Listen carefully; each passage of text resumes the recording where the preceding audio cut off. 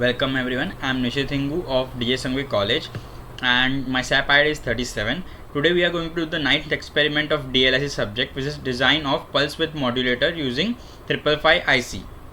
So for this we are going to use the 555 timer IC in monostable mode. So let's quickly see the connections.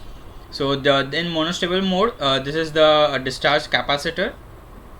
We have given the VCC and the ground. The VCC is 5 volts, and to the trigger circuits we have connected the carrier wave of the pulse width modulation, and the message wave, which is the signal, is connected to the control voltage. So for this monostable connection, we'll see that the control voltage is not 2.3 VCC, which is normally the case in monostable multivibrator, but here we have connected a control voltage which is a sine wave, which has a DC offset of 3 volts and peak to peak value of 3 volts. So it will range from 4.5 volts to 1.5 volts and a frequency of 50 Hertz. The frequency of this pulse trigger is 1 kilohertz. So now let's see this circuit in running. So this is our input. Let's first take two plots so it will be easier to understand.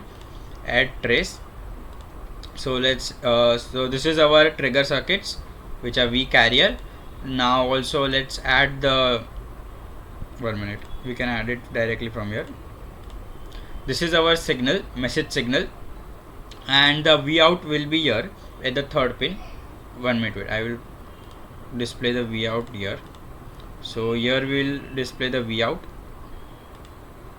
So this is our V out. As we can see that it is working perfectly. As the amplitude of the wave increases, we can see that the width of the output is increasing. We can see this, study this perfectly by checking the voltage over here of this charging and discharging of this capacitor. As we can see, now before it used to be compared with 2 by 3 volts VCC, but now it is being compared with this changing value of this message signal which we have sent to the control voltage. So the charging and discharging time for the capacitor will be different, and based on which the on and off time of the output signal changes. As you can see that as the amplitude is more, the capacitor will take more time to charge, and then it will discharge quickly as the signal trigger signal arises. We can see this is a trigger signals which we are given, which are 1 kilohertz frequency. So we can see that we are getting a pulse width modulated wave at the V out.